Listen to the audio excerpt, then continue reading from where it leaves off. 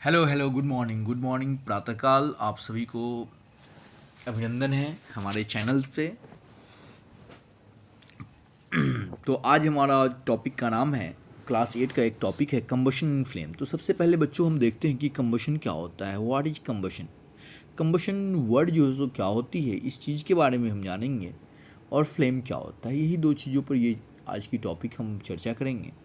तो जैसा कि आप सभी जानते हैं, कंबशन कंबशन का अर्थ होता है, कंबशन का अर्थ होता है बर्निंग। कंबशन का अर्थ होता है बर्न करना, बर्निंग होना।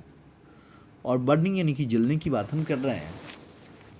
बर्निंग एक केमिकल चेंज है, क्योंकि आप ऑलरेडी जानते हैं कि बर्न केमिकल चेंज वो होता है जो परमानेंट चेंज होता है। क्योंकि बर्न अगर किसी चीज़ को हम कर देंगे तो परमानेंटली बर्न हो जाएगा वो, तो फिर तो हम उसे रिवर्स नहीं कर सकते हैं।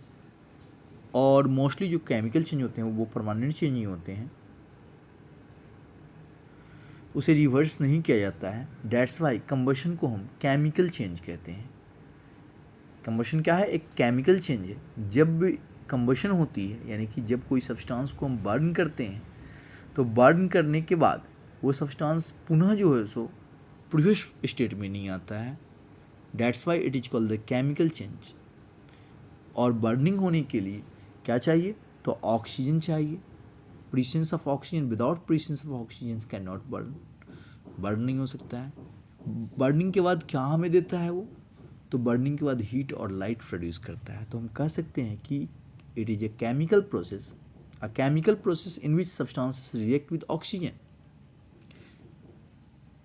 एक ऐसी केमिकल प्रोसेस जिसमें सब्सटेंस रिएक्ट करता है विद ऑक्सीजन, हमारे एटमॉस्फेयर के ऑक्सीजन से,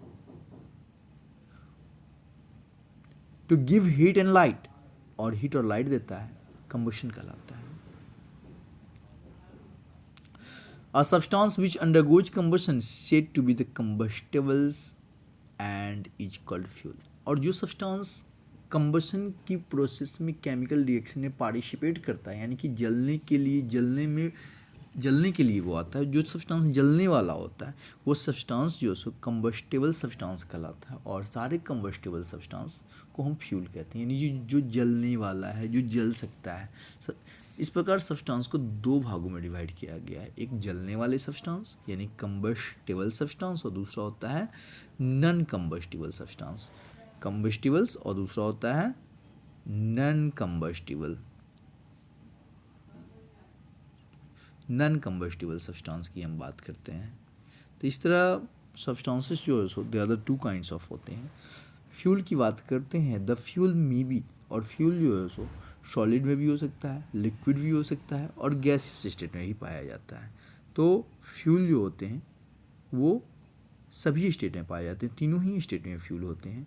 हम बात कर लेते हैं सॉलिड स्टेट की बात करते हैं, तो कोल हो गया सॉलिड स्टेट में, वुड हो गया सॉलिड स्टेट में। They are the many more substances that's found in the solid state. Liquid state की बात करते हैं, तो लिक्विड स्टेट में आपका बहुत सारे लिक्विड आते हैं, जैसे केरोसिन हो गए, पेट्रोल हो गया, केरोसिन हो गया, तो बहुत सारे लिक्विड स्टेट में आते हैं। और गैसेस स्टेट की बात करते हैं, एलपीजी गैस हो गया, मीथेन हो गया, बहुत सारी गैसेस भी हैं जो आपके जो है सो, इस प्रकार हम कह सकते हैं कि फ्यूल जो है सो तीनों ही स्टेट में पाया जाता है। During combustion light is also given off sometimes either as the flame और एज ग्लो।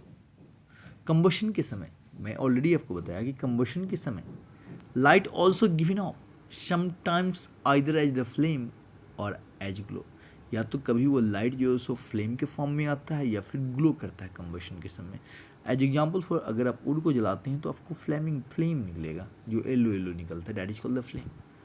और ग्लो करता है, जैसे कि जब आप कोल को जलाते हैं तो कोयले जो है सो उससे फ्लेम आपको नहीं दिखेगा, वो ग्लो करता है, चमकता है, उसके अंदर हीट होती है, हीट प्रोड्यूस करता है।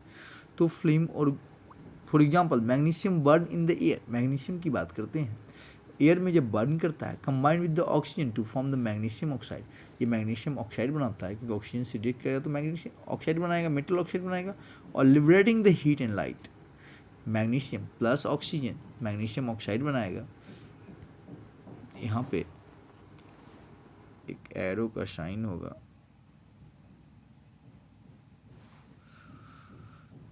ये एरो का साइन है। कैसे डालते हैं यहाँ पे, एरो का साइन है बेटा, एरो एरो आएगा इसके बीच में, यहाँ पे आएगा, यहाँ पे एरो आएगा। तो हम बात कर लेते हैं ये।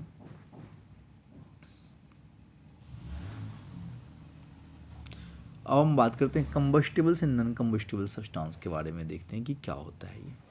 तो जैसा कि आप ऑलरेडी हम आपको बता चुके हैं कि the substances which undergoes combustions और burn are called combustible substance. वह सब्सटेंस जो अंडरगोज कंबशन में जाता है या फिर बर्न करने वाला, जलने वाला होता है। बहुत सारे सब्सटेंस होते हैं, एलपीजी है, सीएनजी है, केरोसिन है, वुड है, चारकोल है, कुकिंग गैस है, क्लॉथ है, पेपर है। नॉन कंबस्टाइल सब्सटेंस की हम बात करते हैं कि नॉन कंबस्टाइल सब्सटेंस क्या होता है। तो substances which do not undergo the combustion, जो नहीं होते हैं, जैसे स्टोन हो गया, सीमेंट हो गया, ब्रिक्स है, सॉइल है, सैंड है, वाटर है, ये सारे जो है सो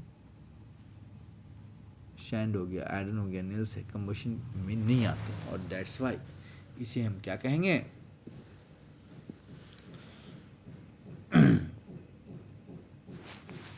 तो इस तरीके से हम इस चीज़ों को देख सकते हैं, देखते हैं।